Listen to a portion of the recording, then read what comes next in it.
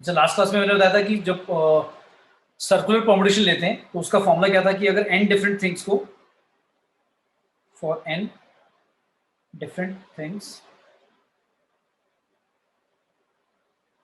Circular permutations कितनी होती है? n-1 फैक्टर, याद है? Yes sir. और जिसमें दोनों इंक्लूडेड होती थी, कितनी? क्लॉकवाइज भी और एंटी क्लॉकवाइज भी।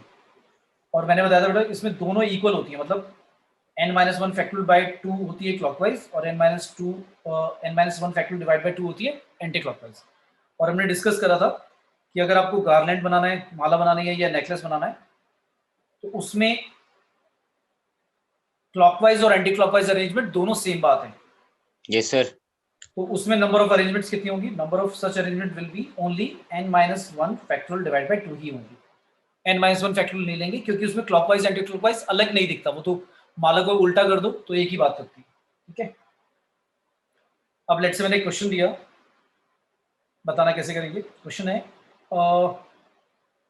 अगर 4 लेटर का एक वर्ड बनाना है, 4 letter word is to be formed from, किससे बनाना है? एक वर्ड दिया हुआ है मेडिटेरेनियन, मेडिटेरेनियन है, टेरेनियन। इससे हमें क्या करना है? 4 लेटर का एक वर्ड बनाना है विद और विदाउट मीनिंग, जिसमें सच दैट फर्स्ट लेटर क्या हो, कंडीशन में लगा दी फर्स्ट लेटर आर है एंड फोर्थ लेटर क्या हो? Fourth letter is E. Then total such words कितने होंगे? 4 लेटर का वर्ड बनाना है, मेडिटेरियन से बनाना है, इसीलिए इसी के लेटर लेने हैं, जिसमें कंडीशन क्या है कि पहला आर होना चाहिए और चौथा लेटर क्या होना चाहिए? ई होना चाहिए।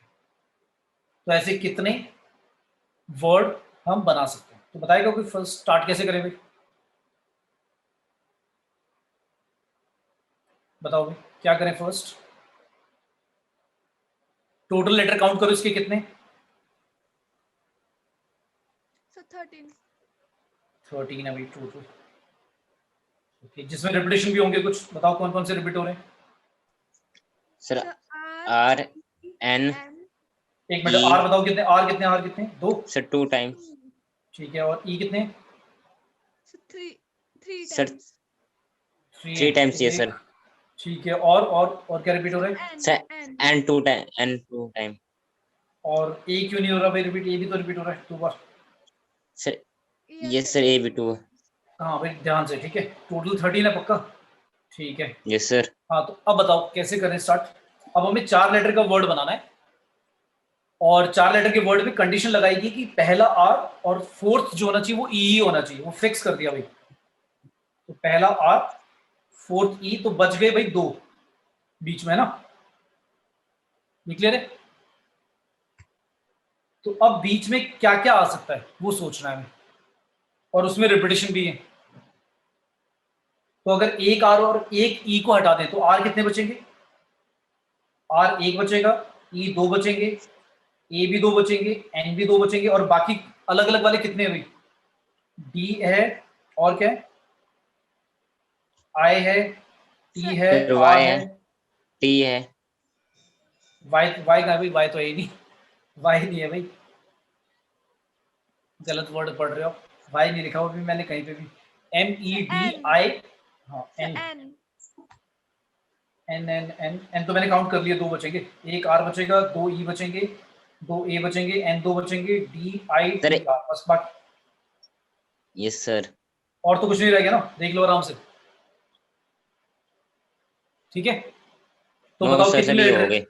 तो ये कितने लेटर हुए टोटल? सर 11। अच्छा, अब इसमें देखो केसेस बनाने पड़ेंगे। क्या केस बनाना पड़ेगा भाई? ये जो दोनों बीच में आएंगे ये सेम वाले भी हो सकते हैं, डिफरेंट वाले भी हो सकते हैं, राइट? Yes sir. तो पहले हम केस बना देते हैं फर्स्ट केस, क्योंकि देखो इसमें रिपीटेशन वाले भी है ना भाई, सेम वाले भी हैं, तो हम ये डायरेक्टली नहीं बोल सकते कि जो बच गए लेटर उनमें से 2 चूज कर लो और उनको अरेंज कर दो, क्योंकि वो सेम वाले भी हो सकते हैं, और सेम वालों के लिए याद होगा तो डिवाइड बाय 2 करते थे फैक्टोरियल अगर 2 सेम होते थे, याद है? यस तो सर। सबसे पहला केस बनाया जो सेम वाले हैं, और 2 letter in the middle are same, हम मान रहे हैं कि वो सेम है। तो कौन कौन से हैं सेम बताओगे? अगर आर और ई को रख दिया, अब कितने बचे हमारे पास? सर 2। सर नहीं, जो हमारे सर पेयर वाले हैं वो कितने बचे? एक तो 2 ई बचे, 2 ए बचे और 2 एन बचे ना बेटा। Yes sir. तो 3 है हमारे पास, 3 अवेलेबल चॉइसेस हैं। इन तीनों में से भी कोई भी आ सकता है, 2 ई भी आ सकते हैं, 2 ए भी आ सकते हैं और 2 एन भी आ सकते हैं। क्लियर है? Yes sir. तो पहले इन तीनों में से किसी एक पेयर को चुनने का तरीका 3C1, ध्यान से सुनो। आउट ऑफ 3 पेयर्स, कौन से 3 पेयर्स? ए ए, ई और एन एन, इनमें से कोई 3 में से कोई एक पेयर चुनूंगा। उसका चुनने का तरीका कितना हुआ? 3C1। और जब चुन लिया उसको रख दिया, तो उसके कितने तरीके होंगे? अरेंजमेंट कितने होंगे? अरेंजमेंट के तरीका सिर्फ एक होगा। क्यों होगा एक? आप बोलोगे सर 2 लेटर हैं तो 2 फैक्टोरियल आना चाहिए। मैं कहूंगा 2 फैक्टोरियल डिवाइड बाय 2 फैक्टोरियल भी होगा। पता है क्यों होगा 2 फैक्टोरियल डिवाइड बाय 2 फैक्टोरियल? क्योंकि वो दोनों सेम भी तो हैं। तो दोनों सेम है तो भाई एक ही तरीका है, ई, या तो ई लिख दो, एन लिख दो, या ए लिख दो। ये क्लियर हो गया? तो टोटल सच अरेंजमेंट कितनी हुई? फैक्टोरियल 3, क्योंकि 3C1 कितना नहीं, फैक्टोरियल 3 तो आएगा भाई, 3 आएगा ना, 3 इंटू 1, 3 तरीके होंगे, राइट? अगर आप मिडल के अंदर दोनों सेम वाले लिख रहे हो तो आपके पास 3 तरीके होंगे। ये बात क्लियर हो गई? Yes sir. अब क्या हो सकता है और पॉसिबल बता दो। नेक्स्ट केस क्या होगा? बहुत इजी। अब नेक्स्ट केस क्या हो सकता है भाई? सारे डिस्टिंक्ट, दोनों 2 letter distinct in the middle, है ना, 2 letters in the middle, 2 letter distinct in the middle. भाई दोनों डिस्टिंक्ट वाले तो कोई बताएगा डिस्टिंक्ट कितने हैं टोटल? ध्यान से देखकर काउंट करके बताओ डिस्टिंक्ट कितने हैं। सर 11। नहीं, आराम से 11 में तो बेटा कुछ रिपीटेशन। आप पता क्या कर रहे हो? आप ई 2 बार काउंट कर रहे हो, उसको तो एक ही काउंट करो ना, क्योंकि जब आपको डिस्टिंक्ट लेना है तो ई 2 काउंट नहीं करेंगे ना, तो एक एज एक ही काउंट होगा फिर। तो आप काउंट करो सर कितने? 8 सर 8। वेरी गुड, बहुत अच्छे। आर एक है, एक ई है, एक ए है, एक एन है, एक डी है, एक आई, एक टी और एक आर। 8 है ना? Yes sir. Yes sir. तो भाई आर और लास्ट था ई, तो इन दोनों प्लेसेस पर मुझे कितने चुनने? 8 में से कोई भी 2 चुन लूंगा और उनको अरेंज करने के तरीके कितने होंगे? फैक्टोरियल 2। क्लियर है? Yes sir. तो ये कितने तरीके आएंगे? 8 इंटू 7 डिवाइड बाई 2 फैक्टोरियल का 2, और 2 फैक्टोरियल कट जाएगा, कितना आ गया? 56। तो कितने आ गए भाई? ये आ गए 56, और पहले वाले कितने थे? 3। तो टोटल 3 सर। टोटल वेज कितने होंगे भाई? 56 प्लस करें या मल्टीप्लाई करें 3 से? Sir multiply. यार मुझे एक चीज बताओ, सर ये तुम्हें समझ में क्यों नहीं आ रहा है? मल्टीप्लाई करना या ऐड करना, इतना कंफ्यूजन क्यों है? मुझे एक चीज बताओ। यहाँ पर आपका जो पहले आपने करा था केस 1, बेटा केस का मतलब ये होता है कि वो खत्म हो गया क्वेश्चन, जी क्योंकि सर। आपने 4 लेटर का वर्ड तो बना दिया था ना। जब आपने 2 मिडल में सेम वाले रखे थे तो 4 लेटर का क्या वर्ड नहीं बना था तुम्हारा? बताओ। Yes sir. सर हमारा एक मिशन कंप्लीट हो गया था। हाँ, एक मिशन कंप्लीट हो गया था। ये सेकंड लेवल पे आ गए भाई, ये सेकंड लेवल वाला मिशन है। अब ये भी कंप्लीट हो गया, तो बेटा ऐड ही तो होंगे। क्यों कंफ्यूज हो जाते हो बार बार? अच्छा, और हमेशा ज्यादातर जब भी मैं पूछता हूँ आप उल्टा ही बोलते हो। मतलब एक चांस होता है कि 50-50% होने के चांसेस है कि आपका ठीक होगा, बट आपका लाइक गलत ही हो जाता है। उल्टा ही बोल देते सर हो, जो मतलब जहाँ मल्टीप्लाई वहाँ सर ऐड, जहाँ। हाँ सर बोलो। जब आप प्लस बोलते तब मल्टीप्लाई, जब मल्टीप्लाई तब प्लस। हाँ वही तो मैं कह रहा हूँ, उल्टा हमेशा उल्टा गड़बड़ी हो जाता है। ऐसा क्यों भाई? ठीक है, मतलब ऐसा नहीं कि यस सर। मैंने बोल दिया कि प्लस आएगा। समझ लो बात को कि यार वो 4 लेटर का वर्ड हमारा बन गया था। जब बन गया तो वो वाला केस जो होगा और ये वाला केस बेटा प्लस होंगे ना। अगर वो बनता नहीं, जैसे मैंने देखो यहाँ मल्टीप्लाई करा, आराम से समझो कि 3 में से आपने एक पेयर चुना था, चुनने के बाद आपने रखा नहीं था। रखने के कितने तरीके? एक ही तरीका है। तो 3 इंटू 1 करा आपने, यहाँ पर खत्म हुआ। ऐसे यहाँ पर भी क्या करा आपने? 8 में से 2 पहले लेटर चुने आपने डिस्टिंक्ट वाले, उनको चुन के रखा नहीं है। तो जब तक रखोगे नहीं वर्ड नहीं बनेगा। तो रखने के लिए कितने वेज हैं? फैक्टोरियल 2 है, क्योंकि इधर उधर हो सकते हैं दोनों लेटर डिस्टिंक्ट वाले, और इनको मैंने मल्टीप्लाई करा। बात समझ में आई? Yes sir. ठीक है, सभी को क्लियर हो गया बेटा? Yes sir. Yes sir. Yes sir. चलो, ये तुम्हारा आया हुआ था 2016 जेई का क्वेश्चन। नेक्स्ट एक और मैं ये करा चुका हूँ, फिर भी एक दे रहा हूँ, निकालो ये। क्वीन के लेटर्स को अगर डिक्शनरी में रखा जाए तो उसका रैंक बताना है डिक्शनरी क्या होगा। अब इसमें ध्यान से देखना, ई डबल है, मतलब 2 रिपीटेशन वाले हैं इसमें। तो पहले तो अल्फाबेटिकली लिख लो, ई, फिर एन आएगा, फिर क्यू आएगा, फिर यू आएगा। अब क्वीन जो होगा उस वर्ड का हमें क्या निकालना है, रैंक निकालना। चलो ऑप्शन भी दे देता हूँ इस बारी, एंड जिसका आंसर आ जाता है बेटा ऑप्शन चैट में बता देना कि हमारा ये आ रहा है। 44, 45, 46, 47। सर क्वेश्चन रिपीट करना एक बार। बेटा क्वेश्चन है कि क्वीन के लेटर्स को रीअरेंज कर डिक्शनरी में रखा गया, विद और विदाउट मीनिंग कोई फर्क नहीं पड़ता। और वो कह रहा है कि क्वीन जो होगा वो डिक्शनरी में कौन से नंबर पे आएगा, उसको रैंक बोलते हैं। मतलब जब डिक्शनरी में रखी जाएंगे ये वाले वर्ड विद और विदाउट मीनिंग रीअरेंज करके, तो क्वीन के लेटर को रीअरेंज करके जितने भी वर्ड बनते होंगे इधर उधर करके, चाहे विद और विदाउट मीनिंग, उनको डिक्शनरी में रखा। अब डिक्शनरी का फंडा तुम्हें पता है कि भाई अल्फाबेटिकली रखे जाते हैं। ए आएगा, फिर ए के बाद भी ए से स्टार्ट होगा, डबल ए से स्टार्ट होगा, ऐसे। तो इस तरह से डिक्शनरी में रखे गए। और अब बताना है कि क्वीन जो वर्ड है, एग्जैक्ट जो क्वीन है, वो डिक्शनरी में कौन से नंबर पे होगा उन सब में से। ठीक है। और एक बहुत बहुत इंपॉर्टेंट टिपिकल क्वेश्चन है, कई बार पूछा गया, कई बार, एक नहीं कई बार। आपको याद भी होगा, मैंने कराए भी थे, बहुत सारे क्वेश्चन कराए थे इसके। ओके, राधिका का आ गया है, एक बच्चे का आया, भाई जल्दी से बताओ, बाकी भी मुझे भी चेक करना पड़ेगा।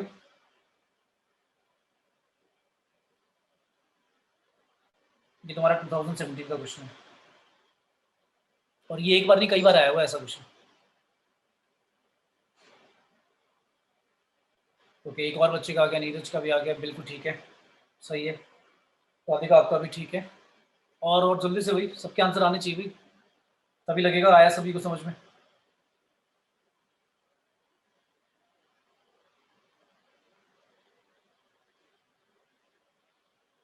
सिर्फ 2 ही बच्चों का बताना पड़ेगा, कर रहे हो? सर कर रहे हैं। जल्दी से फिर बताओ भाई।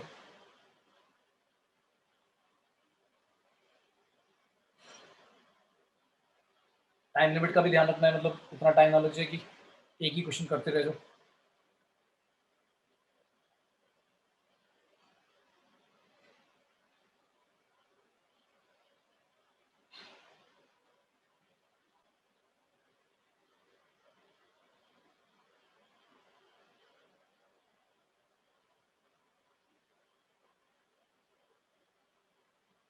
आया भाई किसी का?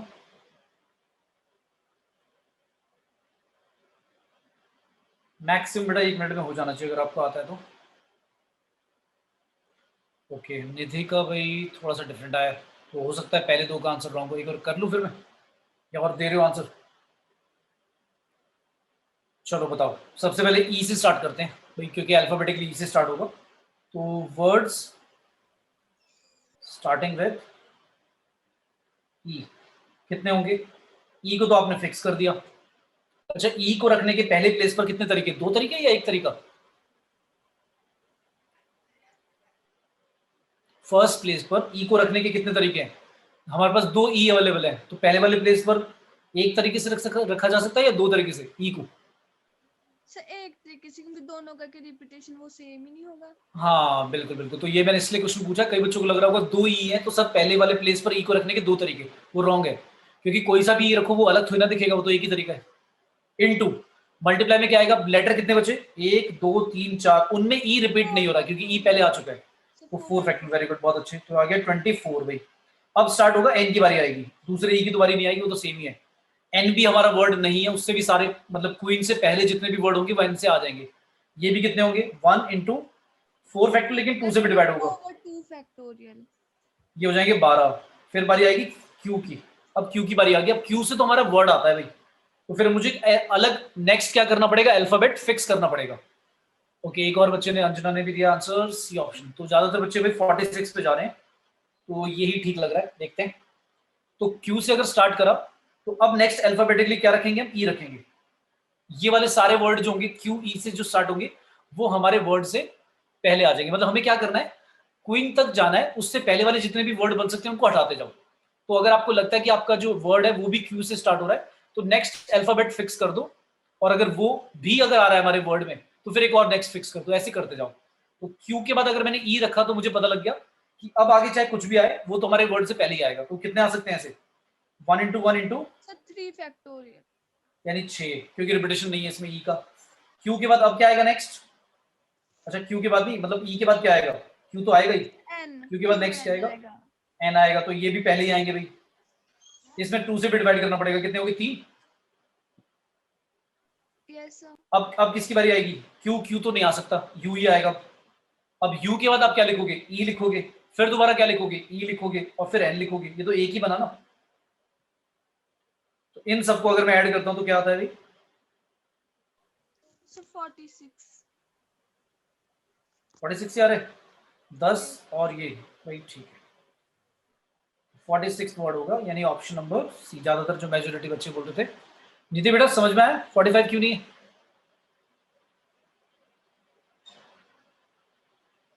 हाँ निधि बेटा क्लियर है।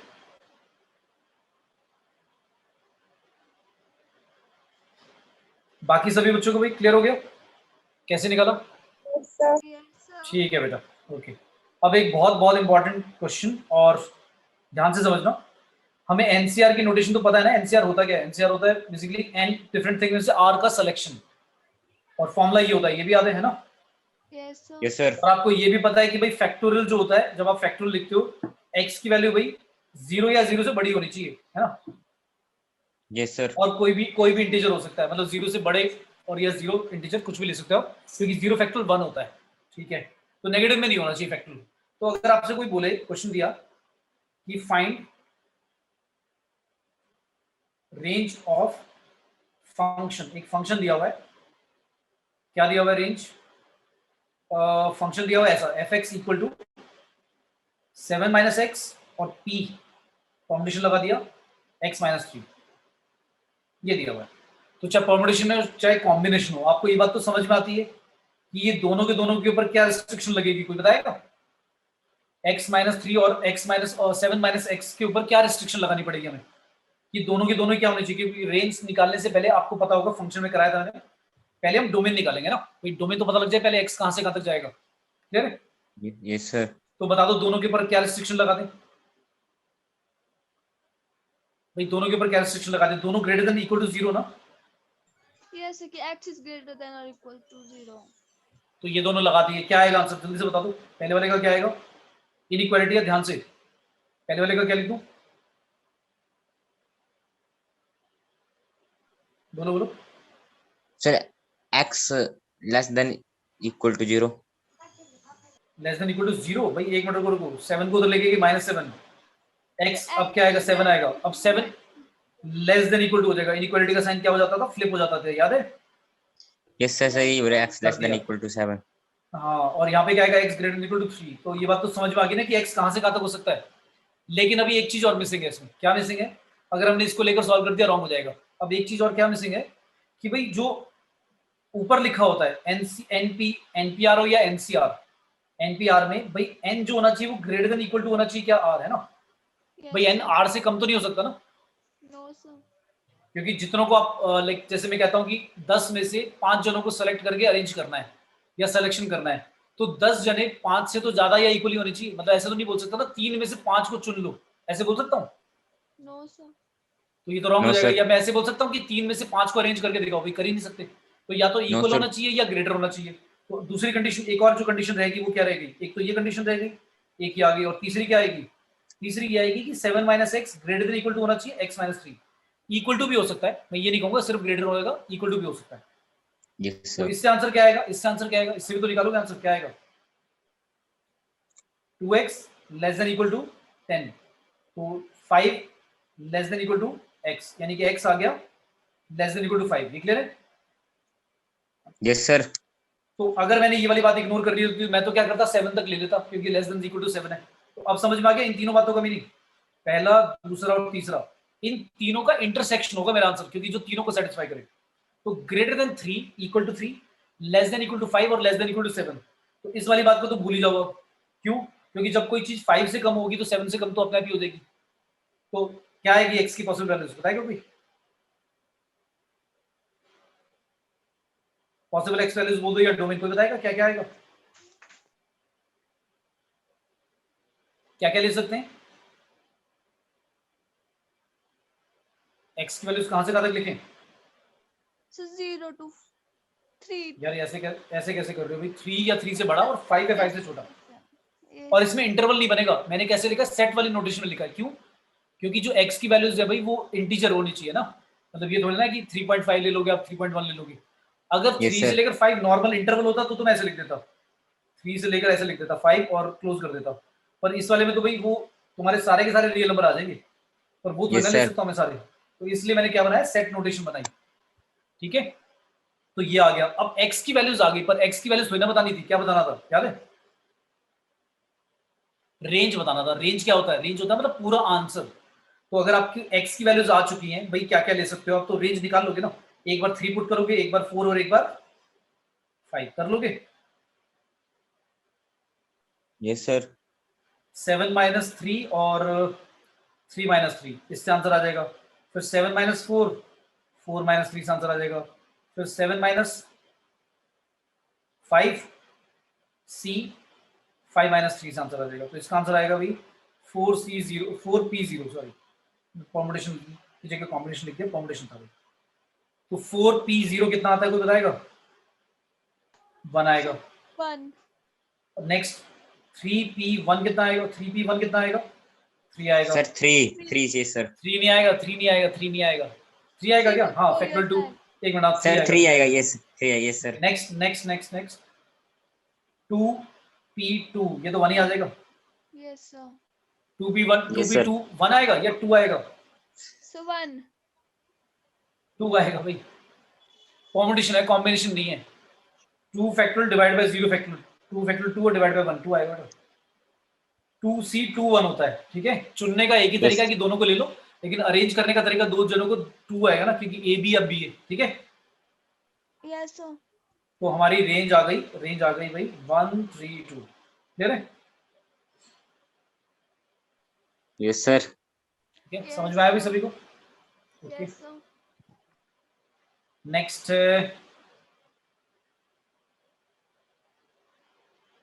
चलो, अब इतना समझ में आया। कॉम्बिनेशन कॉम्बिनेशन अच्छी तरह से क्लियर हो गया आइडिया कि कब क्या लगाना है, कैसे सिलेक्शन करना है, कैसे अरेंजमेंट और सर्कुलर कॉम्बिनेशन। ठीक है, तो आज स्टार्ट कर रहे हैं हम, प्रोबेबिलिटी स्टार्ट कर रहे हैं, क्योंकि जिस बच्चे को कॉम्बिनेशन कॉम्बिनेशन काउंटिंग आती है तो वही प्रोबेबिलिटी कर पाएगा। क्योंकि प्रोबेबिलिटी में जो प्रोबेबिलिटी के कुछ लॉज हैं वो तो लगेंगी, पर काउंटिंग भी आनी चाहिए ना। क्योंकि जैसे कह देगा वो 6 कॉइन को टॉस करा, या वो कह देगा कि एक कार्ड को हमने सेलेक्ट करा आउट ऑफ इतना, तो काउंटिंग वो जो लाइक टोटल आउटकम्स और फेवरेबल आउटकम्स हमें निकालने होते हैं, उसमें कॉम्बिनेशन कॉम्बिनेशन लगाकर कभी कभी निकालना होगा। मतलब हम नॉर्मली काउंटिंग कर ही नहीं पाएंगे, इतने ज्यादा केसेस होंगे। तो अगर कॉम्बिनेशन कॉम्बिनेशन आता है तभी हम लगा पाएंगे प्रोबेबिलिटी में। अब 11th की प्रोबेबिलिटी और 12th की प्रोबेबिलिटी, मतलब 1 और 2। 12th वाला हो गया हमारा सेकेंड प्रोबेबिलिटी, और 11th वाला टॉपिक हो गया हमारा फर्स्ट। तो दोनों ईयर में पढ़ाए जाते हैं। 11th में भी पढ़ा होगा आपने, अब 12th में भी पढ़ोगे। तो 11th वाला एक बार मैं पहले गो थ्रू कर रहा हूँ जल्दी से, एक बार बेसिक। ठीक है, फिर 12th वाला स्टार्ट करेंगे। ठीक है, तो पहले आते हैं कुछ बेसिक से फैक्ट। प्रोबेबिलिटी आपको पता है कि किसी भी इवेंट का, ये जो मैंने ए लिखा है इसका मतलब इवेंट होती है जिसकी प्रोबेबिलिटी निकाल रहे हैं, और P stands for probability of happening of A event. हमेशा आंसर 0 से 1 के बीच में रहता है, right, including 0 and 1। Clear? Yes yes sir, तो भाई कभी भी प्रोबेबिलिटी 1 से ज्यादा नहीं होगी और 0 से कम नहीं होगी। अब जब हम प्रोबेबिलिटी बोलते हैं 0.4, तो उसका मतलब बेसिकली ऐसे भी लिख सकते हैं 40%। तो हम ऐसे बोलते हैं ना कि भाई मैं कहता हूँ कि इस चीज की प्रोबेबिलिटी 40% है, तो 40% या 4/10 लिख दो, 0.4 लिख दो, एक ही बात है। यस सर, तो जब आप 1 लिख रहे हो तो 1 का मतलब है श्योर इवेंट, मतलब पक्का होगा वो 100%। 0 का मतलब है इम्पॉसिबल इवेंट। ठीक है, यस सर, अगर प्रोबेबिलिटी 0 है तो ये कौन सी इवेंट होगी? Impossible event. और अगर प्रोबेबिलिटी ए की 1 है तो फिर ये है श्योर इवेंट, मतलब पक्का ही होगा। जैसे मैं कह देता हूँ find the probability that tomorrow sun rises, कि कल सनराइज हो, इसकी प्रोबेबिलिटी बताओ। तो मैं कहूंगा 1 है भाई, ये तो पक्का है, होएगा ही, चाहे तुम्हारे घर के सर आसपास बारिश बादल हुई हो तो, या नहीं हो। अरे बारिश हो कोई बात नहीं, लेकिन सनराइज तो मतलब तुम्हारे आसपास नहीं हो पाया, लेकिन सनराइज जनरली तो होगा ना। Yes sir. ठीक है, हाँ Yes. मैं ये तो ना बोल रहा हूँ कि तुम्हारे एरिया में सनराइज हो, इसकी प्रोबेबिलिटी बताओ, तब 1 नहीं नो कहेंगे। हाँ ठीक है, समझ में आया? चलो ठीक है, अब आता है, ये तो बेसिक फॉर्मूला था, पढ़ा ही होगा तुमने, 9 10 से पढ़ते आ रहे हो। तो अब आता है प्रोबेबिलिटी का फॉर्मूला, बेसिक जो लगता है। क्या फॉर्मूला है? Probability of any event is number of favourable outcomes divide by. Total number of outcomes. बिल्कुल ठीक है, और इसलिए मैं बोल रहा था परमुटेशन कॉम्बिनेशन आना चाहिए, क्योंकि फेवरेबल और टोटल आउटकम निकालने के लिए तो मैं वही परमुटेशन कॉम्बिनेशन काउंटिंग करके निकालना पड़ेगा। ठीक है, मैं ये नहीं कह रहा कि हर बार लगेगा, बट ज्यादातर कुछ क्वेश्चन में लगेगा। तो अब आता है इसके लिए प्रिंसिपल ऑफ काउंटिंग में, जैसे तुम्हें पता होगा कॉइन वाले केसेस आते हैं, डाई वाला केस आता है, तो जो टिपिकल टाइप है वो इधर मैं कार्ड्स वगैरह डिस्कस कर लेता हूँ। तो पहला आता है 1 कॉइन टॉस। जब आप एक कॉइन टॉस करते हो तो टोटल आउटकम कितने आते हैं सैंपल स्पेस में? S stands for number of outcomes in 2 sample sir. space। ठीक है ठीक है, तो ये जो मैं नोटेशन लिख रहा हूँ इसको मैं समझा भी रहा हूँ, ये मैं क्या लिख रहा हूँ, सैंपल स्पेस। सैंपल स्पेस का मतलब होता है पॉसिबल आउटकम्स का एक सेट। सैंपल स्पेस का मतलब होता है पॉसिबल जो आउटकम्स होंगे उनका एक सेट लिख दो। तो मैं सेट नहीं लिख रहा, मुझे पता है कि बस अगर मैं सैंपल स्पेस चलो लिखूं तो क्या लिखूंगा, ऐसे लिखूंगा HT, और नंबर ऑफ सैंपल स्पेस में एलिमेंट लिख रहा हूं तो 2 लिख दूंगा। ठीक है, तो ये दोनों बातें क्लियर होनी चाहिए, क्योंकि कई बार क्या होता है ना, पेपर में ऐसे ही पूछ लेता है, बताओ NS कितना है, तो कोई बच्चे कंफ्यूज होते हैं कि NS क्या बोल रहा है, S बोल देगा सैंपल स्पेस है, तो बेटा वो नंबर ऑफ एलिमेंट्स बोल रहा है या कार्डिनल नंबर बोल रहा है सैंपल स्पेस वाले सेट का। और सैंपल स्पेस पूछा S, तो आप 2 नहीं लिखोगे, तब सेट के अंदर H और T जो जो पॉसिबल हो सकता है वो सब लिस्ट करोगे। क्लियर हो गया दोनों में डिफरेंस? Yes sir. अच्छा, लेकिन अगर यही पॉइंट 2 बार टॉस करा जाए अब क्या होगा, अच्छा, तो या इसमें n दो कॉइन बार टॉस करें, n कॉइन क्या टॉस, होगा? तो n कॉइन टॉस में क्या हो जाएगा, टोटल आउटकम्स कितने हो जाएंगे? So 4. अरे अरे, n आउटकम, n 2 की पावर n, मतलब अगर 2 होंगे तो 4 आएंगे, 3 होंगे तो 8 आएंगे, 3 में 6 नहीं आएंगे, 8 आएंगे, 2 की पावर 3। तो एक बार के एक्सपेरिमेंट में अगर आउटकम्स n आ रहे हैं तो जितनी बार भी आप कर रहे हो उसकी पावर में चलेगा। ठीक है, जैसे मान लो अगर एक एक्सपेरिमेंट में आपके 2 आउटकम्स आते हैं, तो 2 एक्सपेरिमेंट करने पे 2 किया 2, 3 बार करने पे 2 किया 3, तो 2 की पावर में चलेगा। ऐसे ही डाई में अगर करते हैं, अच्छा कई बार क्या होता है, मान लो 3 आउटकम मुझे लिखने पड़े, या जैसे मैंने 3 कॉइन टॉस करे, 2 वाला तो लिख लोगे आप, 3 कॉइन टॉस, या चलो एक और ले लेता हूँ, 4 कॉइन टॉस। अगर मुझे लिस्ट करने पड़े तो आप बता सकते हो इसमें कितने आएंगे, 16 आएंगे ना इसमें, Yes, 2 sir. की पावर 4। Yes sir. और इसमें कितने आएंगे, 2 की और 3 यानी 8 आएंगे। Power 3, 8 तो अगर आएगा. मैं तुम्हें कहूँ लिख कर भी दिखा दो, क्योंकि अगर मुझे देखना है कि कितनी बार हेड आ रहा है कितनी बार टेल, तो मुझे अगर लिस्टेड चाहिए, लिखे हुए चाहिए, 16 तक तो चलो मैं लिख लूंगा, 32 वाला ट्राई नहीं करूंगा मैं, फिर उसके लिए एक तरीका बताऊंगा अभी। तो मान लो 8 वाले का तुम सैंपल स्पेस कैसे लिखोगे, ऐसे लिखोगे So एच एच एच, फिर उसका उल्टा लिख दिया करो, फिर एच टी एच लिखा, फिर इसका उल्टा लिख दो, फिर आपने एच एच टी लिख दिया, फिर इसका उल्टा लिख दो, फिर क्या रह गया भाई, एच एच टी टी, और इसका उल्टा लिख दो टी एच एच। ऐसे लिखने से क्या होता है, अगर एक लिखा उसका उल्टा लिखा तो क्या होता है, 4 लिखने पड़ेंगे, 4 अपने आप बन जाएंगे। अगर तुम रेंडमली लिखोगे तो पता क्या होता है, कई बार ये थर्ड वाला और ये 8 वाला सेम ही आ जाते हैं, हम ध्यान ही नहीं देते, और हमें लगता है 8 कंप्लीट हो गया, अब सोचते भी नहीं है फिर हम, और फिर आंसर रॉन्ग हो जाता है। क्लियर है? यस ऐसी सर। 16 अगर लिखने, ऐसी 16 लिखने, तो देखो 16 का भी दिखा रहा हूँ, यही तरीका, एच एच एच, फिर H H H T H T H T, फिर एच टी टी एच, 8 लिखने हैं मुझे ये। Sir T H H H. एक मिनट, पहले एच से ही कर रहा हूँ स्टार्ट, एच आगे क्या लिख सकता हूँ, सर टी एच टी और T. Sir, T H T triple T, T. एक मिनट ठीक है। यस। फिर नेक्स्ट एच, कितने हो गए, 1 2 3 4 5, देखो डिफिकल्टी हो रही है ना 8 लिखने में भी। नेक्स्ट क्या लिखें, एच टी एच एच लिखने, ये नहीं लिखा ना, Yes, sir. कितने हो गए भाई, 6 हो गए। फिर next H H T H है ना, ये भी नहीं लिखा। Yes, sir. Or फिर the नेक्स्ट एक और रह गया, sir, क्या रह गया, क्या रह गया, लास्ट में तो टी आ चुका है, और क्या रह गया भाई, HTHH। H T H H ये। sir, ये हो गया है. अच्छा अच्छा, फिर एक और क्या बोला, Hmm. एच टी भी हो चुका है, फिर क्या रह गया भाई, सर हो गया अभी ये। नहीं नहीं नहीं, 4 4 आएंगे ना, एक और आएगा बेटा, क्या आएगा कोई बताएगा,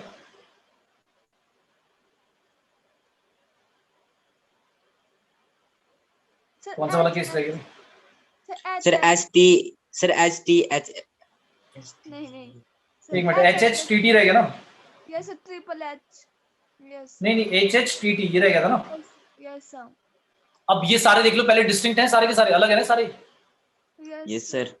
अच्छा, कोई बच्चा बीच में बोल रहा था टी से बोल रहा था, तो टी से जो बोल रहा था ना वो पता क्या होता, उसी का साइड में लिखना है वो। तो जैसे इसका जब तुम लिखोगे तो टी टी एच एच आ जाएगा, तो फिर ये वाला उसमें 8 में मत काउंट करो भाई, एच से ही स्टार्ट करो, ठीक है? बात समझ में आई? क्लियर है? अब इसके सारे के सारे उल्टे वाले लिख देना। अच्छा, तो ये भी करने की जरूरत नहीं, मैं तो तुम्हें एक ट्रिक ही बता रहा हूँ, देखो क्या करना है, क्योंकि अगर मान लो 5 कॉइन टॉस करेगा तो मैं तो पागल हो जाऊंगा ऐसे लिखते लिखते। भाई 16 लिखने पड़े, चलो 16 लिख लिए मैंने, 32 लिखने पड़ Yes, जाए sir. 5 कॉइन टॉस, फिर तो मैं पागल हो जाऊंगा। फिर उसके क्या तरीका है? अब क्वेश्चन आया, क्वेश्चन बना देते हैं। प्रोबेबिलिटी फाइंड करो getting 3 head in 5 coin toss. भाई 5 हेड चाहिए 5 कॉइन टॉस में, तो मुझे ये तो पता है कि डिनोमिनेटर में क्या आएगा, क्या आएगा? 2 की पावर 5 5 32 लिख दूंगा मैं। न्यूमरेटर में कैसे बताएंगे? न्यूमरेटर में तो हम देखकर ही बताते थे कि भाई देखो ऐसे 3 कॉइन, ऐसे 3 हेड यहाँ यहाँ आ रहे हैं, तो अब कैसे काउंटिंग करूँ? उन 32 को मैं लिख तो सकता नहीं इतने सारे, तो मैं कैसे करूँ बताओ, कोई बताएगा? क्या? अब इसमें लग गया। हाँ, अब जो फेवरेबल आउटकम्स हैं, फेवरेबल आउटकम्स वो कैसे निकालूंगी मैं, कि भाई 32 में से 3 हेड कहाँ कहाँ पे आएंगे? क्योंकि देखो 5 कॉइन टॉस करने पे 3 हेड ऐसे भी आ सकते हैं, 3 हेड तो भाई ऐसे भी आ सकते हैं, तो ऐसे तो मैं लिखते लिखते पागल हो जाऊंगा कि कितने सर आएंगे। फेवरेट आउटकम्स निकालने पड़ेंगे हमको पहले। तो फेवरेबल आउटकम मैं लिखूंगा थोड़ी ना, 32 जब लिखूंगा तभी तो मैं देखकर बता पाऊंगा कि उनमें से हाँ भाई यहाँ आ रहा है। और ये भी मान लो अगर 15-16 निकले तो मैं 15-16 लिखते लिखते पागल हो जाऊंगा कि भाई ऐसे आ रहा है, ऐसे आ रहा है। ध्यान, अभी 8 लिखने में क्या हो गया था, रोना आ गया था, है ना, कि भाई 8 लिखने में ऐसा हो गया था कि कहाँ गया क्या लिखे क्या लिखे। तो फिर ये तो बहुत मुश्किल हो जाएगा। फिर क्या तरीका? अभी मैंने क्या बोला था, मैंने कहा था अगर तुम्हें परमुटेशन कॉम्बिनेशन आया है समझ में, तो ये वाला फिर इजिली आ जाएगा। तो मैंने कहा था काउंटिंग करने में हेल्प मिलेगी। तो यार परमुटेशन कॉम्बिनेशन का लॉजिक लगाओ ना। आप क्या कह रहे हो? आप कह रहे हो भाई 3 हेड चाहिए और 2 टेल चाहिए। 3 हेड 2 टेल, बस इधर उधर कर दो। तो इधर उधर करने के कितने तरीके हैं भूल गए? नंबर ऑफ अरेंजमेंट्स 5 फैक्टोरियल, क्योंकि 5 है लेटर, और 5 लेटर में 3 एच सेम है और 2 टी सेम है। अभी तो मेरे को बता रहे थे भाई ऊपर, तुम याद है डिवाइड में फैक्टोरियल कितना कितना लिखना है, भूल गए? No sir. Yes sir 120 divide by 6 into 2 कितना आ गया? 10 तरीके हैं, तो 10 लिखने तो नहीं पड़ेंगे ना। तो समझ में आ गया? क्लियर है सभी को? तो प्रोबेबिलिटी क्या हो जाएगी? 10/32 यानी कि 5/16। क्लियर है सभी को? यस सर ठीक है, तो यानी कि जब ज्यादा कॉइन टॉस करें तो हम ऐसे निकाल सकते हैं। बाकी कम कॉइन के लिए भी कर सकते हैं, 3 के लिए भी कर सकते हो आप। 3 के लिए भी फिर काउंटिंग करने की जरूरत नहीं है, बट 3 के लिए होता है कि 8 केसेस हम इजीली लिख लेते हैं और उसमें दिख जाते हैं कि भाई 2 हेड कहाँ पे आ रहे हैं या 2 टेल कहाँ पे आ रहे हैं। ठीक है, बात समझ में आई? ये क्या कर दिया मैंने, क्लियर बेटा सभी को? Yes sir Yes, sir. इसी क्वेश्चन को मैं चेंज कर रहा हूँ। ये तो काउंटिंग तो आ गई तुम्हें। अब क्या होता है, कई बच्चे एटलीस्ट और एटमोस्ट वाले जो क्वेश्चन होते हैं ना उसमें बड़े कंफ्यूज होते हैं। एग्जैक्टली जब मैंने बोला 3 हेड तो आपको पता लग गया कि सर ने 3 हेड लिए और 2 टेल लिए।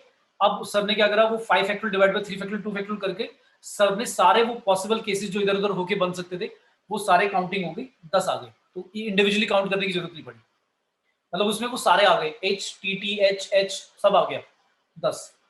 तो ये काउंटिंग करने का तरीका हो गया। ये तो हम परमुटेशन कॉम्बिनेशन में सीख चुके हैं। अब आता है, अगर मैंने आपको क्वेश्चन में इसी में बोला एटलीस्ट, यही चीज है क्वेश्चन, यही है एटलीस्ट 2 हेड्स इन 5 कॉइन टॉस। अब कैसे करेंगे?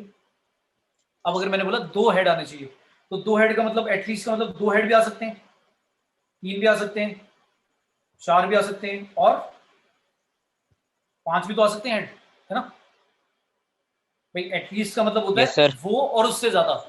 एटलीस्ट का मतलब होता है सर भाई कम से हेड जो कम। होने चाहिए। हाँ, मतलब कम से कम मतलब वो भी चलेगा और उससे ज्यादा जितना भी हो सकता है। भाई 5 से ज्यादा तो नहीं आएंगे, इसलिए 5 में रुकना पड़ेगा। अगर 5 के भी आगे जा रहा होता तो वो भी लेता। अब या तो मैं ऐसे करूं कि भाई 2 हेड कितनी बार आ रहे हैं, 3 हेड कितनी बार आ रहे हैं, 4 5, फिर सबका टोटल करूं, नीचे सबके 32 लिख दूं। एक तो तरीका ये हुआ। तो आंसर क्या आएगा? अगर मैं 2 कॉइन वाला 2 हेड वाला करता हूं तो कितने होंगे बताएगा कोई? 2 हेड वाले ऐसे करने पड़ेंगे, H H triple T, triple H 2 T और 4 एच 1 टी, और पांचों के पांचों हेड वाला तो एक ही होगा। वो तो सोचने की जरूरत ही नहीं है। ये तो आपका एक ही बनेगा। ये कितने बन जाएंगे पता है? 5 फैक्टोरियल डिवाइड बाय 4 फैक्टोरियल, ये 5 बन जाएंगे। ये कितने बन जाएंगे? 5 factorial divide by 3 factorial, 2 factorial अभी करा तो 10, और ये कितने आएंगे?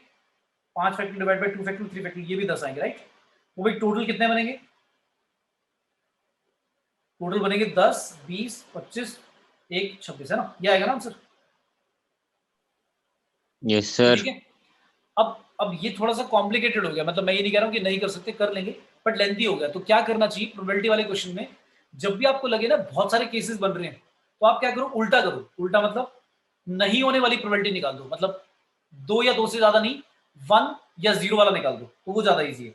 तो मैं क्या करूंगा, क्वेश्चन था एटलीस्ट, अब इसका डिफरेंट अप्रोच बता रहा हूँ, ये एटलीस्ट 2 और एटलीस्ट 2 हेड, है ना, ये था ना, at least 2 head in 5 coin toss. तो मैं क्या करूंगा, मैं उल्टा करके P0 और P1 वाला हेड वाला निकाल दूंगा, उन दोनों को ऐड करके 1 में से क्या कर दूंगा, माइनस कर दूंगा। तो ये ज्यादा इजी हो गया। कैसे?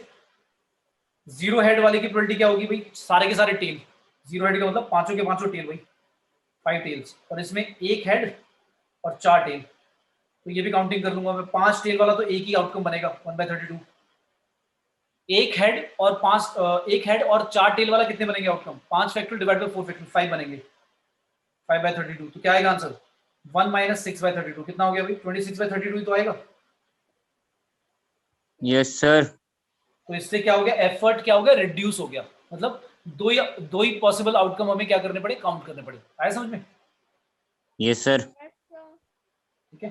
तो ये हमेशा याद रखना यार, जब भी आपको लगे कि बहुत सारे केसेस बन रहे हैं, तो कहीं ना कहीं पे या तो आप मिस काउंट कर लोगे या ओवर काउंट कर लोगे, हो सकता है कुछ मिक्स हो जाए केसेस, और कैलकुलेशन तो ज्यादा हो ही जाएगी, ऑब्वियस सी बात है। तो भाई मुझे तो टाइम बचाना है जितना बच सकता है। तो जब भी आपको लगे कि ज्यादा केसेस बन रहे हैं, तो उल्टा कर 2 या 2 से ज्यादा की जगह 1 या 0 लेकर उन दोनों को ऐड करके ब्रैकेट में 1 वाली प्रोबेबिलिटी में से माइनस कर दो, क्योंकि टोटल प्रोबेबिलिटी 1 होती है। तो ये वाला फंडा मैंने ये लगाया है कि भाई होने की प्रोबेबिलिटी और नहीं होने की प्रोबेबिलिटी मिलाकर 1 होती है, या ऐसे भी लिख देते हैं P A plus P not a लिख देते हैं, या एक और तरह से लिख देते हैं P A plus P A के ऊपर प्राइम, ऐसे बना देते हैं। ये सारे एक ही बात है। मतलब नॉट ए को लिखने के 3 तरीके, कभी ऐसे लिख देते हैं, कभी प्राइम लिख देते हैं इस तरह से ए डैश, और कभी नॉट ए लिख देते हैं। ये सारे एक ही बात है, ठीक है? बोलो भी, क्लियर सभी को? Yes, sir. तो मैंने काउंटिंग बता दी कि भाई अगर बहुत सारे केसेस बनते हैं तो पॉपुलेशन कॉम्बिनेशन लगाकर वो वाला कॉन्सेप्ट लगा दो, रिपीटेशन वाला डिवाइड करके। और अगर बहुत सारे आउटकम्स बन रहे हैं तो 1 में से वो नहीं होने वाली प्रोबेबिलिटी क्या कर दो, माइनस कर दो। अब आता है डाई वाला केस, डाई टॉस करा। तो भाई एक डाई टॉस करते हैं तो क्या होता है, 6 के आउटकम्स आते हैं ना, 1 2 3 4 5 6, है ना? 2 बार करेंगे तो कितने आएंगे, Sir, 36. 36। उसमें से बताएगा कि डबलेट कितने होते हैं, नंबर ऑफ डबलेट कितने होते हैं, 6। कौन कौन से? जो जब मैं डबलेट बोल रहा हूँ तो डबलेट का मतलब क्या है, ये होते हैं डबलेट। भाई दोनों के दोनों डाई पर सेम नंबर आ जाए उसको डबलेट बोलते हैं, ठीक है? लूडो में खेलते हैं ना भाई, दोनों अगर डाई पर आपका डबल सेम आ जाता है नंबर, उसको डबलेट बोलते हैं, और वो 6 होते हैं। तो ये पता होना चाहिए, मतलब डबलेट की क्या होता है। कई बच्चों को डबलेट समझ ही नहीं आता कि क्या बोल दिया। अगर 3 डाई टॉस करें तो उसको ट्रिपलेट बोल देंगे, ठीक है? 4 वालों के लिए कोई ऐसा नाम नहीं है, बोलता भी नहीं है, डबलेट से ज्यादा वैसे आता भी नहीं है, ट्रिपलेट बोल देगा मैक्सिमम, बस और कुछ नहीं। अब आता है मैंने क्वेश्चन पूछ लिया, चलो बताओ। प्रोबेबिलिटी फाइंड करनी है in 2 die toss, find the probability that sum of the numbers on 2 dice in 2 die toss is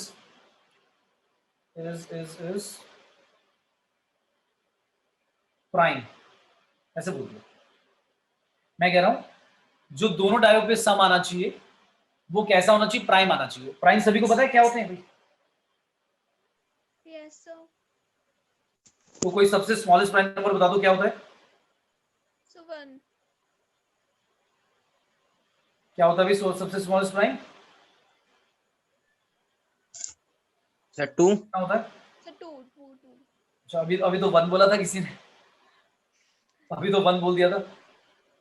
जब मैं छोटा था मुझे भी लगता था, जब मैं छोटा था मुझे भी लगता था 1 प्राइम होता है, क्योंकि पता है क्या होता है, ये 1 वाला जो जो 1 बोलते हैं ना, उनके माइंड में क्या चलता है, प्राइम नंबर की डेफिनेशन चलती है उनके माइंड में कि प्राइम नंबर वो नंबर होते हैं जो अपने आप से डिवाइड हो जाते हैं और 1 से डिवाइड हो जाते हैं। सही भी बात है, वैसे सही है, प्राइम नंबर की डेफिनेशन होती है, पर ये डेफिनेशन में एक प्रॉब्लम है। प्रॉब्लम ये है कि ये वाली 1 पे लागू नहीं करते। तो बेसिकली अगर मैं बोलूं प्राइम नंबर की डेफिनेशन, तो पता है क्या डेफिनेशन, एग्जैक्ट डेफिनेशन क्या है, एग्जैक्टली जिसके 2 फैक्टर्स होते हैं और एक होते हैं कॉम्पोजिट नंबर। ये छोटी छोटी बातें बता रहा हूँ, ये तो 5th 6th क्लास में पढ़ाई जाती है, पर पता होनी चाहिए। अगर इसमें से थोड़ा बहुत भी अगर डेफिनेशन में क्लैरिटी नहीं है तो रॉन्ग कराओगे। इसके क्या होते हैं, मोर देन 2 फैक्टर, कॉम्पोजिट होते हैं मोर देन 2 फैक्टर। 1 एक ऐसा नंबर होता है ना तो वो प्राइम होता, neither prime nor composite, composite भी नहीं होता भाई, क्योंकि 1 का एक ही फैक्टर है 1। तो प्राइम नंबर की डेफिनेशन ये नहीं होती कि जो अपने आप से डिवाइड हो जाए और 1 से डिवाइड हो जाए। डेफिनेशन होनी चाहिए कि जिसके 2 फैक्टर होते हैं एग्जैक्टली। तो 2 सबसे छोटा प्राइम नंबर है हमारा, ठीक है। और सबसे छोटा कॉम्पोजिट नंबर बताएगा कोई? सर ये भी 2 है। 4 अरे यार, जब प्राइम हो गया तो कॉम्पोजिट कैसे हो जाएगा भाई? 2 के तो फैक्ट 2 का तो फैक्टर भाई 1 और 2 ही है सिर्फ। तो भाई 4 कैसे, मतलब 2 कैसे हो जाएगा कॉम्पोजिट नंबर? ये तो यार गड़बड़ कर रहे हो तुम। इसका मतलब प्राइम और कॉम्पोजिट समझ ही नहीं आया। दोनों तो हो ही नहीं सकता ना बेटा, एक ही चीज। ये तो प्राइम होगा या कॉम्पोजिट होगा। और 1 एक नंबर ऐसा है जो कुछ भी नहीं होता, बाकी सारे नंबर या तो प्राइम होंगे या कॉम्पोजिट होंगे। क्लियर है? ठीक है। एक चीज और याद रख लेना, 1 से लेकर 100 तक पता है कितने टोटल प्राइम होते हैं? ये याद रख लेना, लिखने में नहीं बैठोगे पेपर में। 1 से 100 तक याद रखना, 25 होते हैं। और यस टोटल सर। कॉम्पोजिट बताओगे कितने होते हैं? 28। क्या क्या?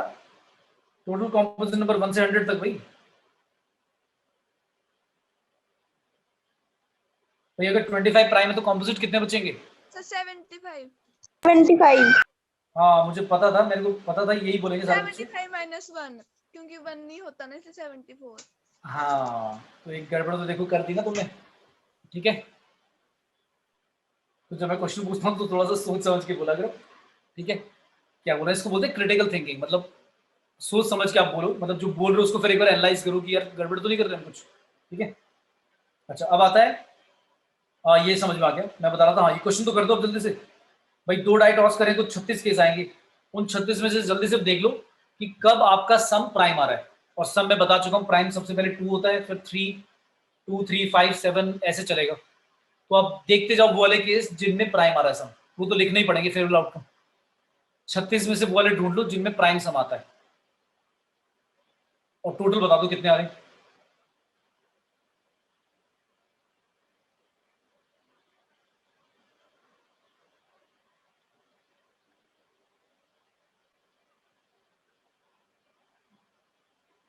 आया?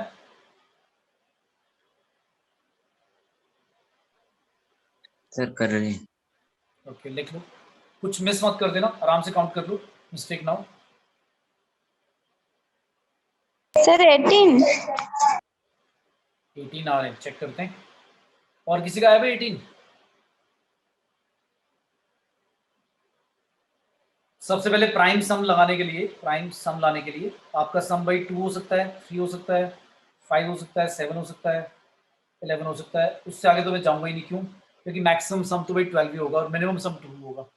तो 2 कब आएगा? 1 1 से आएगा। 1 3 कब आएगा? मतलब 3 सम कब आएगा? 1 2 से और 2 1 से। 2 3 3 2 4 1 1 4। 7 आएगा 3 4 4 3 6 1 1 6 2 5 5 2। और भी कुछ रहेगा क्या? बस। 11 कब आएगा? 5 6 6 5, ठीक है।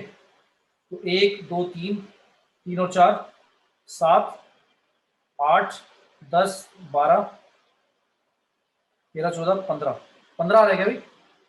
या मैंने कुछ गड़बड़ कर दी? भाई 2 ले लिया, 3 ले लिया, 5 ले लिया, 7 9 नहीं लेंगे, 11 लेंगे, 13 पे तो जाना ही नहीं। भाई मेरे तो कम आ रहे हैं। 18 किसने बोला था बेटा? 18 आ रहा है आपका? दोबारा काउंट करो बेटा, कौन से 18 थे बताओ, इसमें से एक्स्ट्रा कौन से आगे? या 15 ही होंगे? तो 15 ही आ रहे हैं। 15 ही आ रहे हैं ना भाई? जिनका भी यस 18 आ सर। रहा था बता दो बेटे। कोई एक्स्ट्रा, कोई अगर मैंने काउंट नहीं किया तो आप बता दो 3 कौन से आ रहे हैं और यही आ रहे हैं क्या? यस सर, यही आ रही सर। ठीक है, तो प्रोबेबिलिटी क्या होगी भाई? 15/36, क्लियर है? 5/12, क्लियर है बेटा सभी को? Yes sir. ठीक है, 2 3 5 7 11। हाँ, एक वो हिंट भी दूं, पता है क्या होता है? सम 2 कब आएगा? एक बार आएगा सिर्फ। 3 बार, 3 सम कितनी बार आएगा? 2 बार। 4 आएगा 3 बार। 5 सम आएगा 4 बार। 6 आएगा 5 बार। 7 आएगा 6 बार। 8 आएगा 5 बार।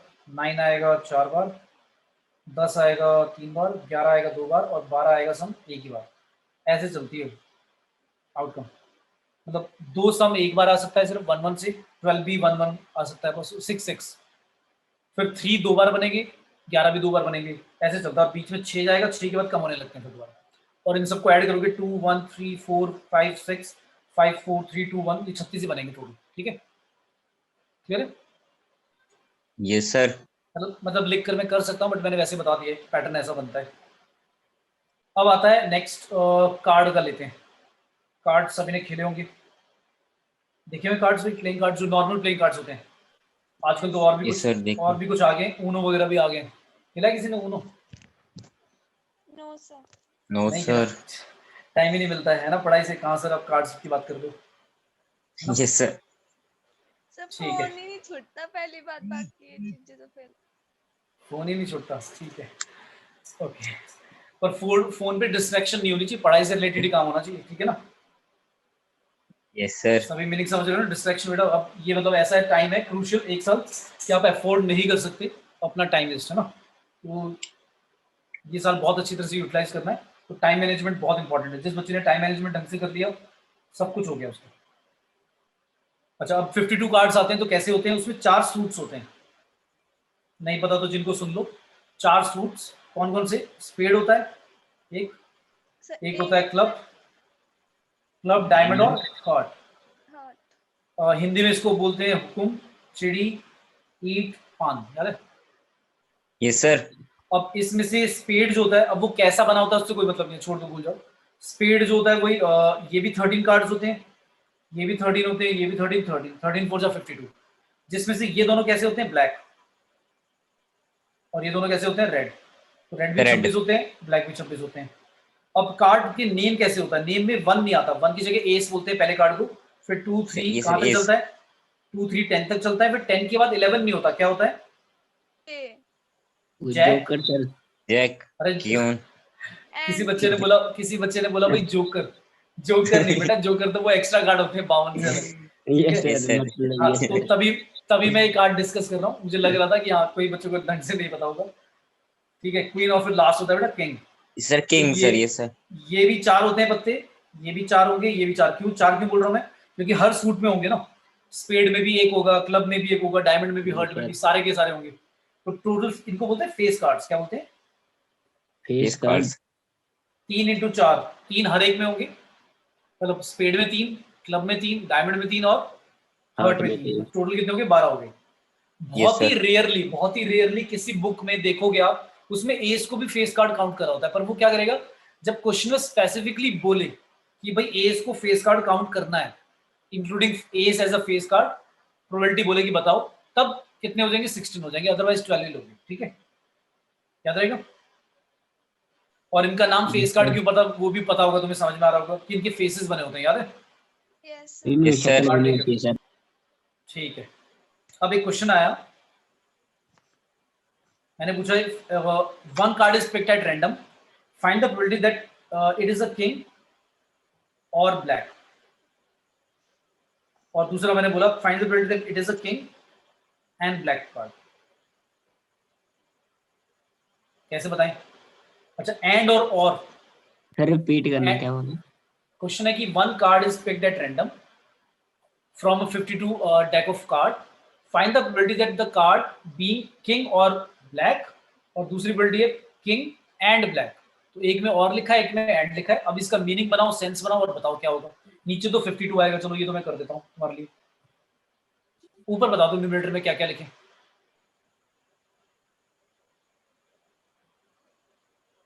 Sir 29 universal sir 2 sir 2 upon 29। अच्छा पहले वाले का 2 बोल रहे हो आप? पहले वाले का क्या आएगा भाई? अच्छा पहले वाले बताओ, एक चीज बताओ, और का मतलब क्या होता है? और का मतलब होता है किंग अकेला होगा तो भी चलेगा, ब्लैक होगा तो भी चलेगा, और दोनों होंगे किंग और ब्लैक भी होगा तो वो भी चलेगा। तीनों बातें वैलिड है ना इसमें तो? यस सर सर तो तो भाई एक हम किंग कितने होते हैं? तो किंग कितने होते हैं? किंग होते हैं भाई सर 3 है ना, 4 रहते सर। 4, sorry 4 Yes. किंग होते हैं भाई हमारे 4, और ब्लैक होते हैं हमारे 26, और उन 26 में से 2 ब्लैक किंग जो है वो ऑलरेडी आ चुके हैं 4 में, तो वो डबल काउंटिंग हो जाएगी, तो प्लस करके क्या करना पड़ेगा? -2 तो कितना आएगा भाई? so 28/52 ठीक है, यस सर 29 बोल सर रहा था सर कोई बेटा? 29 सर हाँ ये हो गया। समझ में आ गया। ठीक है, यस सर इसको काट भी लेना, 14/26 और 7/13। ठीक है, अच्छा अब बताओ एंड बोल दिया, अब क्या आएगा सिर्फ? जो किंग है उसके साथ अब तो कुछ बच्चे बोल रहे थे 2 बोल रहे थे, तो बेटा अब इसका 2 आएगा। क्यों आएगा 2? सर नीचे क्योंकि वाले का अब भाई दोनों कंडीशन सेटिस्फाई होनी चाहिए ना, किंग भी होना चाहिए ब्लैक भी। तो किंग 4 होते हैं जिसमें से 2 रेड 2 ब्लैक होते हैं, तो किंग भी और ब्लैक भी वो तो 2 ही होंगे ना सिर्फ। बात समझ में आई? Yes sir. तो इस क्वेश्चन से अब एक फॉर्मूला निकलता है जो आपने सेट्स में पढ़ा है, क्या वही फॉर्मूला है? Probability of A union B. Union को और भी बोलते हैं, पता है ना? यस सर और कभी कभी तो ऐसे भी लिख देते हैं, probability at least one of A comma B, मतलब ए और बी में से कम एक आना चाहिए, बात सेटिस्फाई होनी चाहिए। तो यही मतलब है इसका, ए यूनियन बी, ए और बी लिख दो या ऐसे लिख दो। तो इसका फॉर्मूला है, जैसे आप सेट्स में पढ़ते थे, अगर याद हो आपको, सर सेट्स में फॉर्मूला याद है? Number of 1 yes sir - intersection B. हाँ, ए यूनियन बी का फॉर्मूला होता था भाई, प्रोबेबिलिटी ऑफ ए लिखोगे यहाँ पर, प्रोबेबिलिटी ऑफ बी लिखोगे और माइनस कर दोगे probability of sir A intersection B. Yes sir B, A intersection common वाला। ठीक है, अगर यही चीज 3 में आ जाएगी तो फिर क्या होगा? ए आएगा, बी आएगा, और सी भी आएगा, फिर 2 बार माइनस होगा, ए इंटरसेक्शन बी और बी इंटरसेक्शन सी। और लास्ट में सी इंटरसेक्शन ए, या ए इंटरसेक्शन सी एक ही बात है, और लास्ट में एक ऐड भी होगा, क्या? A intersection B A intersection intersection B intersection C. हाँ मतलब देखो, अगर 3 बार आया तो 3 बार में मैंने क्या करा, एक बार वाले प्लस करे, 2 बार वाले माइनस करे, और 3 बार वाला क्या कर दिया, प्लस कर दिया। अगर मान लो 4 बार आता है ऐसे, A union B union C union D, ऐसे तो नहीं आएगा, बट अगर आता है तो प्रिंसिपल ऑफ काउंटिंग कैसे करते हैं, मतलब ये तरीका क्या है इसका? इसका तरीका है कि एक वाले प्लस करो, 2 वाले माइनस करो, फिर 3 वाले प्लस करो, सारे जितने भी बन सकते हैं, और 4 वाला फिर माइनस कर दो। क्लियर है? तो Yes, sir. ऑल्टरनेट चलता है ऐसे। Yes. तो ये तरीका है Yes, sir. काउंटिंग का। ये होता है प्रिंसिपल ऑफ काउंटिंग, कि भाई एक वाले प्लस करो, 2 वाले माइनस करो सारे, फिर 3 वाले सारे प्लस करो, फिर 4 वाले प्लस माइनस करो, फिर अगर 5 बार वाला आता है तो 5 बार वाले फिर प्लस होंगे दोबारा। ठीक है? यस सर ठीक है, तो वैसे 3 से ज्यादा नहीं आएंगे, बट ये मैंने बता दिया फॉर्मूला, इस तरह से याद रखना है। ठीक है, अब आता है कुछ बेसिक और फॉर्मूलाज जो आपको लर्न करने हैं। अगर आपने सेट्स के कुछ फॉर्मूलाज और बेसिक समझे अच्छी तरह से, वेन डायग्राम वगैरह, तो कुछ फॉर्मूले जो मैं लिखवा रहा हूँ वो तुम खुद रिलेट कर लोगे, लर्न करने की जरूरत ही नहीं है। देखो एक चीज ध्यान रखना, मैथ्स में या कहीं भी जैसे लर्न करते हो आप, तो अगर सारे फॉर्मूले ब्लाइंडली लर्न करोगे तो बहुत मुश्किल हो जाएगा, इतने सारे हो जाते हैं कि भाई याद ही नहीं होते। ठीक है, क्लियर है? Yes sir. यस सर अब यस सर तो अब हमें क्या करना है कि भाई समझ के करना है। जैसे अब मैं फॉर्मूले कुछ लिखूंगा तो आपको समझ में आएगा। देखो कैसे लिख रहा हूं मैं, मैंने लिखा प्रोबेबिलिटी ऑफ निकालना है ए ना हो और बी हो जाए, इस बात की प्रोबेबिलिटी निकालनी है।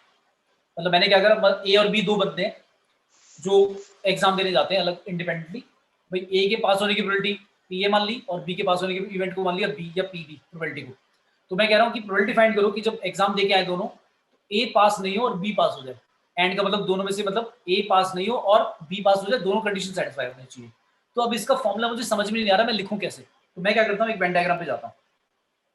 मैंने वेन डायग्राम बनाया, भाई ये ए है और ये बी है, यस सर और ये यूनिवर्सल सेट ले लिया। मतलब यूनिवर्सल सेट का मतलब जितनी भी पॉसिबिलिटी है वो इसी में ही है, सैंपल स्पेस के अंदर, है ना? यस तो सर। मैंने Yes, देखा sir. कि आप कह रहे हो ए नॉट मतलब ये वाला रीजन, ये यहाँ फेल पर हो मैं लिख रहा जाएगा। हूँ, जहाँ पर मैं लिख रहा हूँ, देखो मैं 1 2 3 लिखकर 4 लिखकर नंबरिंग कर देता हूँ, तो सर आपको याद यूनिवर्सल समझ सेट में आ में से जाएगा। ए माइनस करेंगे तो ए नॉट का मतलब आपको समझ में आ गया कि मैं कह रहा हूँ 3 और 4 की बात कर रहा हूँ। बी का मतलब मैं कह रहा हूँ 2 और 3, और इन दोनों का मैं क्या कर रहा हूँ, इंटरसेक्शन, तो क्या बचेगा, 3 आएगा ना। Yes sir. तो अब सोचिए, देखो आपको ये वाला रीजन की प्रोबेबिलिटी बतानी है, तो इस रीजन की प्रोबेबिलिटी आपकी क्या होगी भाई, आप क्या कर सकते हो, या तो आप क्या करो, बी में से प्रोबेबिलिटी ऑफ बी में से ए इंटरसेक्शन बी क्या कर दो, माइनस कर दो, दिख गया भाई, पूरे बी सेट में से जिसमें 2 और 3 आ रहा है, उसमें से जो 2 वाला पोर्शन है इंटरसेक्शन वाला, वो माइनस कर दो। या फिर मैं एक और तरीका कर सकता था, ए यूनियन बी पूरा लिखकर उसमें से क्या माइनस कर दूं, बताओ जल्दी से, ए यूनियन बी लिखकर क्या माइनस कर दूं, सर यूनिवर्सल। अरे नहीं यार, ए माइनस करूंगा ना, ए, यस सर। अगर पी ए यूनियन बी में से पूरा ए हटा दोगे सेट, तो दिख गया, वही तो बचेगा जो शेड करा मैंने, यस ठीक है? सर। तो ऊपर वाला ज्यादा बेटर है, क्योंकि ए यूनियन बी को फिर एक्सपेंड करना पड़ेगा, एक्सपेंड करके ऊपर वाला ही आ जाएगा, पता है, जब पी ए यूनियन बी को तुम लिखोगे P A plus P B minus P intersection B, तो ऊपर वाला ही फॉर्मूला जनरेट हो जाएगा, क्योंकि पी ए कट जाएगा, दिख रहा है? Yes sir. तो अब ये फॉर्मूला मैंने लर्न नहीं करा, मुझे समझ में आ गया भाई कि कैसे लिखना है, तो मैं जरा सा रफ में वेन डायग्राम बनाऊंगा और देख लूंगा क्या लिखना है मुझे, क्लियर है? Yes sir. तो इसलिए ये मैंने समझा के बता दिया भाई कैसे करना है, ठीक है? अब बताना, अगर ऐसे आ जाए फिर ए इंटरसेक्शन बी नॉट, अब क्या लिखूं? तो sir P A minus P A intersection B कर ले। वेरी गुड, क्लियर हो गया सभी को? या फिर और ए यूनियन बी में से बी हटा दोगे ना, यस सर। ठीक है? क्लियर हो गया बेटा सभी को? बहुत। फिर नेक्स्ट पी ए का भी कॉम्प्लीमेंट इंटरसेक्शन बी का भी कॉम्प्लीमेंट। अब मैं क्या कह रहा हूँ भाई, ए भी फेल हो जाए बी भी फेल हो जाए, दोनों बातें सेटिस्फाई होनी चाहिए। अब क्या होगा, अब फिर वही भूल जाओ फॉर्मूला, फिर वही वेन डायग्राम बना दे जल्दी से। हाँ वेन Yes, डायग्राम sir. बनाओ, चलो अपने आप करके बताओ जल्दी से, 30 सेकंड दूंगा, जल्दी से बताओ इसका फॉर्मूला कैसे लिखना है, जो भी कर लेता बोल सकता है, मैं लिख नहीं रहा हूँ, मैं वैसी वेन डायग्राम बना रहा हूँ।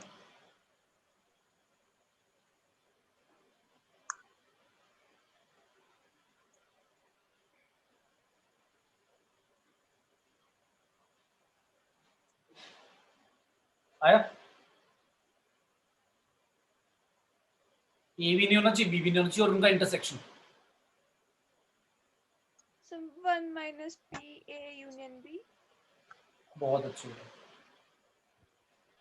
1 minus P A union B, क्योंकि ए नॉट क्या आएगा भाई, ए नॉट आएगा तुम्हारा 3 और 4, बी नॉट में कौन सा एरिया रीजन आएगा 1 और 4, और इन दोनों का बेटा इंटरसेक्शन कर दो, तो इन दोनों के इंटरसेक्शन में सिर्फ 4 आएगा, 4 मतलब बाहर वाला रीजन, बाहर वाला रीजन का मतलब है probability of universal set minus probability of A union B, है ना? अब यूनिवर्सल सेट का मतलब क्या भाई, सैंपल स्पेस, तो सैंपल Yes, sir. स्पेस में से तो कुछ ना कुछ होगा ही, तो उसकी प्रोबेबिलिटी तो 1 ही होगी ना, इसलिए 1 लिखा गया, ठीक है? Yes sir. क्लियर? मतलब यूनिवर्सल सेट लिखोगे, यूनिवर्सल सेट की प्रोबेबिलिटी मतलब सैंपल स्पेस की प्रोबेबिलिटी यानी कि 1, वो उसमें से तो कुछ ना कुछ होगा ही, तो उसमें तो सब कुछ आ जाता है, तो उसकी प्रोबेबिलिटी तो 1 है, तो 1 minus P union B. Clear हो गया सभी को formula? Yes sir. Yes, Yes, sir. sir. अच्छा, अब जो मैं लिख रहा हूँ ध्यान से समझना, इसका मतलब क्या है, A complement union B complement, इसका मतलब क्या है, जैसे ऊपर वाले का तो मतलब ये है कि बोथ फेल है ना, भाई दोनों ही फेल हो जाए, इसका मतलब तो ये था कि अगर ए पास होने की प्रोबेबिलिटी है, बी की पास होने की प्रोबेबिलिटी है, तो P A complement intersection B complement का मतलब है बोथ फेल, क्योंकि देखो क्या होता है पेपर में, जरूरी नहीं कि ऐसा लिखा होगा, देखो ये लिखा होगा तो समझ ही जाओगे तुम, लेकिन अगर वो ऐसा कह देता है कि प्रोबेबिलिटी फाइंड करो कि बोथ फेल, तो तुम्हें समझना पड़ेगा ये यही कह रहा है ना, मतलब वर्डिंग में भी समझना पड़ेगा ना, जैसे ए और बी को ए यूनियन बी लिखते हैं, ए एंड बी को ए इंटरसेक्शन बी लिखते हैं, तो ये बात समझनी पड़ेगी। ऐसी ऊपर इस वाले में इसको पता है क्या बोलेंगे, अगर इसको बोलना पड़े तो इसको क्या बोलेंगे, only Sir. A pass, only A pass ऐसे बोलेंगे। इस वाले को क्या बोलेंगे, only Only B A pass, B pass. So A ठीक है ना? fail. Yes, sir. हाँ, अगर मैं इसको ये बोल दूंगा पी बी पास, तो ये रॉन्ग हो गया, बी पास का तो मतलब पी बी होगा, उसमें ए हो नहीं हो से कोई मतलब नहीं है, बात समझ में आई? Yes Yes, sir. sir. Only B pass. इसमें तो तुम्हारी दोनों केस इंक्लूड हो गए, पी ए पास नहीं हुआ बी पास हो गया, और पी ए भी पास हो गया इंटरसेक्शन बी भी पास हो गया, ये दोनों केसेस इंक्लूडेड है इसमें, ठीक है? Yes sir. तो ये तुम्हें वर्डिंग में भी समझ में आना चाहिए कि बोल क्या रहे हैं, तो कोई बताएगा इसका वर्डिंग कैसे लिखे, इसका मतलब क्या है, A complement union B complement, अगर तुम्हें इसका नहीं आ रहा है, वही वेन डायग्राम बना लो तो समझ में आ जाएगा तुम्हें इसका मीनिंग क्या कह रहे हैं, वेन डायग्राम बना लो तुम्हें समझ में आ जाएगा कि कौन सा रीजन की बात कर रहे हैं, उस बेसिस पर मैं बता पाऊंगा कि इसको क्या बोल सकता हूँ। वेन डायग्राम बना लो,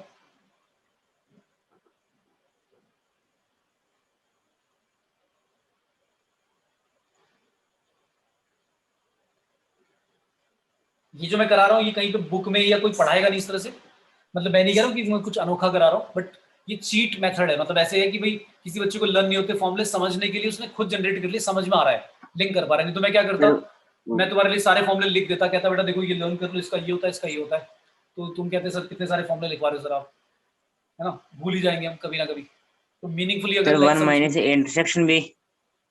अच्छा, यानी आप ये कह रहे हो, इसका मतलब है इसका मीनिंग आप ये कह रहे हो कि ये वाला रीजन है, 2 को छोड़ के सब, है ना,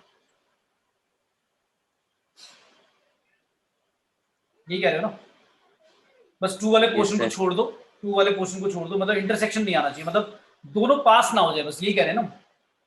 यस सर। तो अब तुम्हें समझ में आ गया कि इसका वर्डिंग का मीनिंग क्या है, इसका मतलब है बोथ साइमल्टेनियसली नॉट पास। पास। हम ये कह रहे हैं भाई, हम ये नहीं कह रहे कि दोनों पास हो दोनों फेल हो, हम ये कह रहे हैं दोनों पास नहीं होने चाहिए एक साथ। मतलब ऐसा ना हो कि ए भी पास हो गया बी भी पास हो गया, ये नहीं होना चाहिए। बस ए पास होगा तो बी फेल हो जाए, बी फेल होगा तो ए पास हो जाए, और दोनों फेल होंगे वो भी चल जाएगा, दोनों पास नहीं होने चाहिए एक साथ, है ना। तो अब इसको या तो मैं ऐसे सोचूं, ये लिखूं मैं ए पास बी पास, नहीं सॉरी, ए भी पास नहीं हुआ बी भी पास नहीं हुआ, प्लस ए पास हो गया बी पास नहीं हुआ, और प्लस ए पास नहीं हुआ बी पास हो गया। या तो मैं ऐसे लिखूं इसे, इससे छोटा क्या, इससे छोटा तरीका क्या है, 1 माइनस, जैसे आपको समझ में आ गया कि बस 2 वाले पोर्शन को हटाना है, तो 1 माइनस आपने बोला था पी ए इंटरसेक्शन बी, बस यही फॉर्मूला है। Yes sir. तो ये ज्यादा बेटर एज कम्पेयर टू पहले वाले से, है ना। ठीक है, Yes, sir. क्लियर हो गया। Yes, sir. तो समझ के आ रहा है ना, समझ में कि भाई ये फॉर्मूले लर्न करने की जरूरत नहीं है, तो सब लाइक समझा रहे हैं कि भाई देखो ऐसे भी लिख सकते हैं, ऐसे भी लिख सकते हैं, वर्डिंग का मतलब क्या है ना। Yes. तो अगर मैं ब्लाइंडली बोलूँ कि भाई देखो ये फॉर्मूले लर्न कर लो बेटा, ये होते हैं फॉर्मूले, तो क्या होता, मैं ये तो बता देता और पेपर में लिखा था प्रोबेबिलिटी फाइंड करो कि बोथ साइमल्टेनियसली पास ना हो, तो अब आपको समझ ही नहीं आता ये बोल क्या रहा है ना। तो अब आपको ये भी समझ में आ गया कि इसका मीनिंग ये है, फॉर्मूला जनरेट करना भी आ गया, फॉर्मूले को 2 तरह से किसी को समझा भी सकते हो कि हाँ भी देखो ऐसे ऐसे हो रहा है। ठीक है, क्लियर है सभी को। Yes, sir. ठीक है, तो ये बेटा बेसिक था 11th का, जो बेसिक फॉर्मुलाज एंड कॉन्सेप्ट थे। बाकी क्वेश्चन तो फिर वही है, परम्यूटेशन कॉम्बिनेशन के हिसाब से आपको टोटल आउटकम्स निकालना आना चाहिए, फेवरेबल आउटकम्स आना चाहिए निकालना, और फिर सॉल्व करना है। प्रोबेबिलिटी तो पता ही है क्या होता है, favourable outcome divide by total outcome. तो प्रोबेबिलिटी चैप्टर मुश्किल नहीं है, बट इसमें क्वेश्चन कह रहा है, पूछ कह रहा है, वो थोड़ा इंपॉर्टेंट है और समझ में आना चाहिए, लिंक बनना चाहिए कि क्या कह रहा है, और थोड़ा सा परम्यूटेशन कॉम्बिनेशन के हिसाब से प्रिंसिपल ऑफ काउंटिंग आपको आना चाहिए। ठीक है, क्लियर। Yes, sir.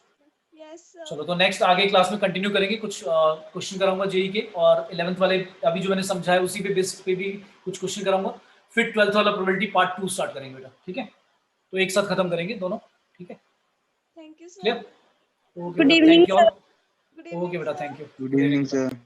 ओके बेटा, गुड इवनिंग।